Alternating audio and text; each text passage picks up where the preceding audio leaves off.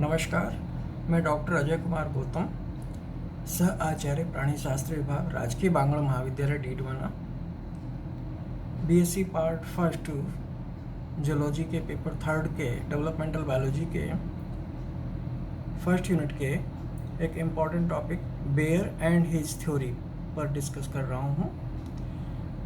Bear का पूरा नाम कार्ल अर्नस्ट वॉन बेयर, जो कि 1828 में उन्होंने अपना सिद्धांत प्रतिपादित किया। उनके अनुसार या उनको आधुनिक भौतिकी का, आधुनिक भ्रौणिकी का जनक, फादर ऑफ मॉडर्न एम्ब्रियोलॉजी कहा जाता है। भ्रूण क्रमशः विभेदित होते हैं। भ्रूण क्रमशः विभेदित होते हैं। एम्ब्रियो सीक्वेंशियली और ग्रेजुअली डिवाइड्स।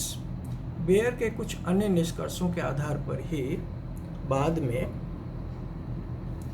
हेकल ने थ्योरी ऑफ रिकैपिचुलेशन या पुनरावर्तन का सिद्धांत या जाति आवर्तन का नियम, जिसको कि बायोजेनेटिक लॉ कहते हैं, प्रतिपादित किया। बेयर के मुख्य बिंदु निम्न प्रकार हैं। सबसे पहला पॉइंट है इसमें, परिवर्धन के समय जंतु के विशिष्ट लक्षणों से पहले सामान्य लक्षण प्रकट होते हैं। परिवर्धन के समय जंतु के विशिष्ट लक्षणों, स्पेशल कैरेक्टर से पहले सामान्य लक्षण प्रकट होते हैं, पहला पॉइंट है। दूसरा बिंदु उनके अनुसार यह है, अत्यंत सामान्य लक्षणों के प्रकट होने के बाद अपेक्षाकृत कम सामान्य लक्षण तथा अंततः विशिष्ट लक्षण विकसित होते हैं।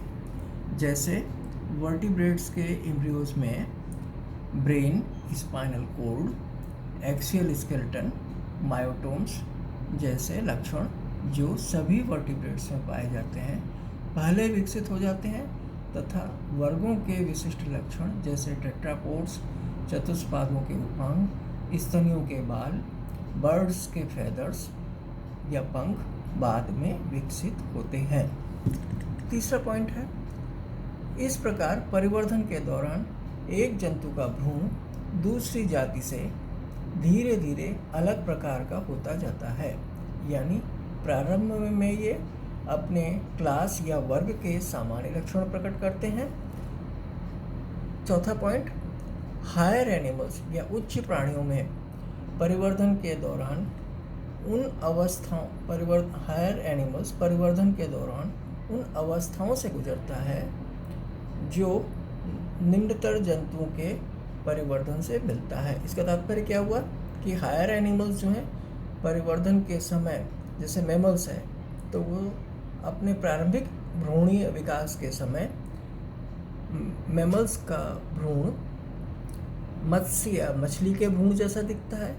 उसके पश्चात वो मेंढक या एम्फीबियंस जैसा दिखाई देता है, और उसके बाद वो बर्ड्स, उसके बाद रेप्टाइल्स जैसा दिखाई देता है, और फिर बर्ड्स जैसा, और अंततः वो मैमल्स जैसा विभेदित होता है। इसका अर्थ ये हुआ कि जंतुओं में फाइलोजीनी रिपीट्स ऑन्टोजीनी को स्पष्टीकृत करता है। Thank you.